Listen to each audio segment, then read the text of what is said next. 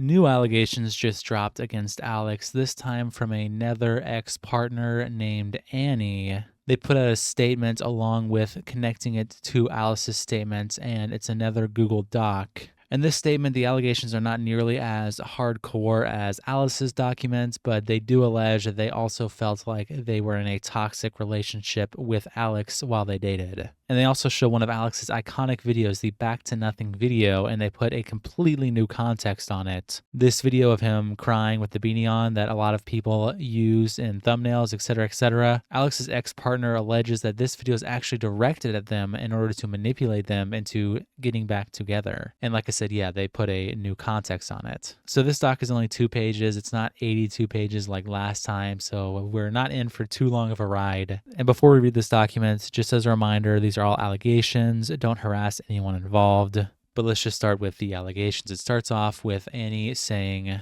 "My experience with ImAllexx's. Though we never confirmed it to the public because I personally like keeping my relationships private, I dated Alex from June 2017 until March 2018. It was the most toxic relationship I've ever been in, and I was lucky to get out of it when I did. When we were dating, though he was from England and I lived in America, we were pretty much never apart for longer than a week. We stayed in Europe for a couple of months, then went to America for 6 months.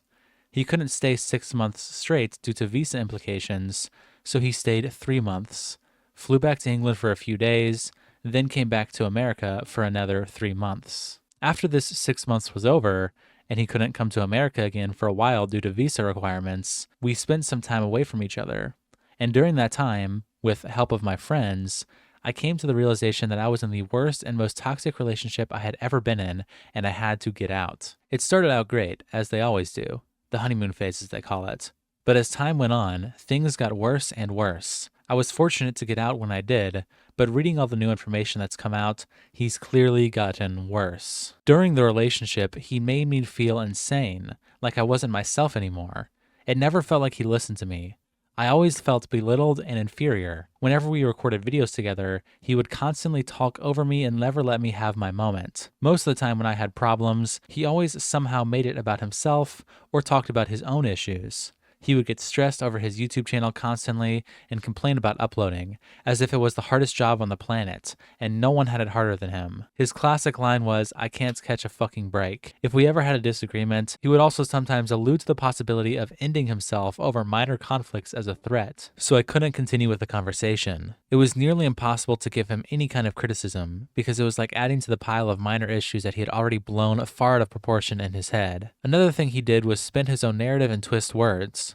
He didn't just do this in the relationship, but he did it in his work and with his friends. It was the main reason why many people stopped talking to him, because we started to realize that when there was even the smallest amount of drama, and he heard about it, he would make sure to involve himself, even if the subject had absolutely nothing to do with him, and he would just make everything so much worse. For example, the Slazo situation. Though it was never said in any of the original statements by Che, he somehow came to the conclusion that it was R-word, and everyone else got the blame for saying his words. Somehow, the situation went from being guilty of being a bad boyfriend to all of a sudden he was a R-wordist. This was the final nail in the coffin, and I cut all contact with him after that. During our relationship, I bought him and I Alex and Annie bracelets for Valentine's Day because I was like, oh neat, a company with both of our names. You can see him pressing the heart on the bracelet to his lips in his Back to Nothing video, which he has since taken down from his channel. Then they link the video, which we're going to watch after we read this next paragraph because it's relevant. Annie continues saying, "This video was released as a response to me breaking up with him. He uploaded this video after I stopped talking to him as a way of trying to guilt me into replying to him. He did to me what he has done in his relationships with Alice, where he would fly off the handle and get mad, then act all apologetic and sad to try to get me to feel sorry for him and forgive everything he had said and done." And then here's the video linked from where she said in the document. I think the worst part is that about 2 months ago, I for the first time in a year, I felt like I was truly happy. And that I had it all working out, and that I had it all sorted. And then I come back here, and within the first week, everything has just been... It's like a train just running through me. Just like...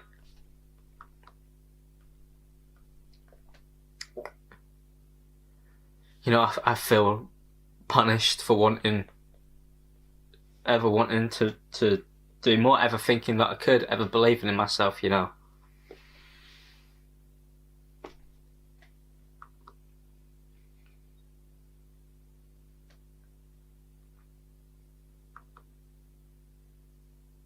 and it's eating at me. And I've got so much to do, and I want to be my best self so that other people could have a good day. I always forced putting on my best and wanted to put on the best, and always wanted to put a happy version of myself. And I only ever wanted to show a happy version of myself. So I know there are people out there who feel like me, who don't want to be watching people complain and moan and be like this, and that's not why people subscribe. That's not why people watch this. That's not why people want to know me. And all I've been for the last year is just this shell. Because of all these things that are out of my control that happened to me. And it's just built and built and built, and now, the towers just come toppling down on top of me at the worst possible point. And the thing is, when I came back here, I tried to put on this happy thing, and I was like, I'm going to see my friends, I'm going to do all this, it's going to be great, I'm going to be playing football again. It was such a lie. I just wanted to pretend that it was going to be okay, because that's all I've been doing, is just playing pretend and hoping that I grow into that, but it's just not working.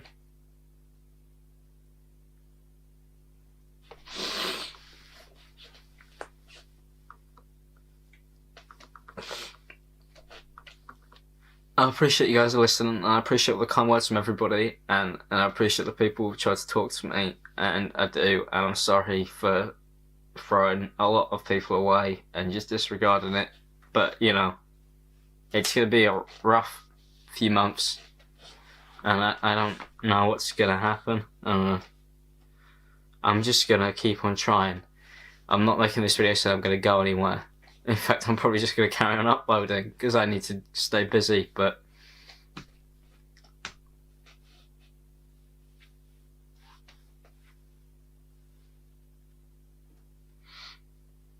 I hope people understand, because I don't really know where else to turn apart from here.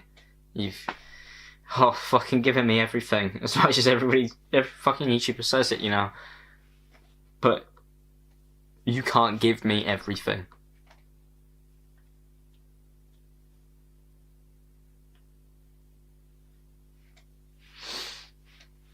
Thank you for listening.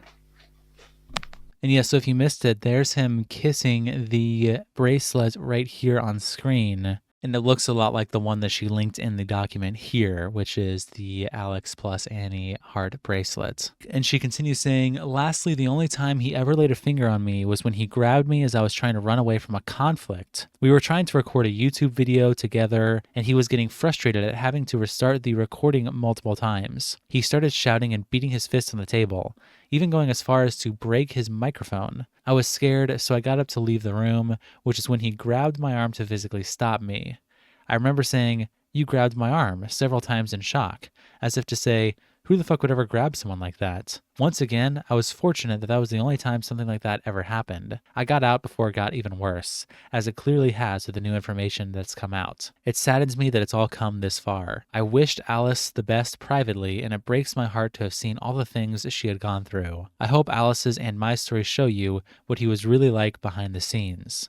If you're in an abusive relationship, please get out now. You can't fix them. So yeah, as I said at the beginning, obviously these are not as hardcore as Alice's accusations. We don't actually get to see really any text messages or see any kind of definitive proof like how Alice kind of provided in her document. It's just kind of taken Annie's word here. But honestly, I don't know if it's crazy to say that I do feel like watching that video, the Back to Nothing video, I almost get the same exact vibe as the voicemail that Alice attached in her document. The one where he's crying and talking about like how sad he is and how much he just wishes he could have her back and everything would be awesome. I almost feel like it's just like the same exact like personality coming out. I don't know if that sounds just crazy to say, but like it gets the same vibe that is in this video that's in that voice memo. And so it's an interesting perspective to put on that. And also there's just other lines of him acting like being a YouTuber is just the hardest job of all time, or that it just gives him the biggest schlong imaginable, which is how he acts in the Alice accusation. It's also how YouTubers have accused him of acting behind the scenes for years now. So I'm not too surprised to see that.